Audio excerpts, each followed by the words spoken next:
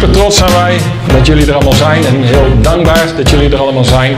Ik luister heel vaak niet naar Josephine, dat doe ik nou ook niet. En niet te lang, want... En sinds Josephine erbij is, gaat het heel veel beter. Met mijn ouders, daar is alles mee begonnen, letterlijk en figuurlijk. Van ouders is het makkelijk natuurlijk naar schoonouders te gaan. Erik en Marga.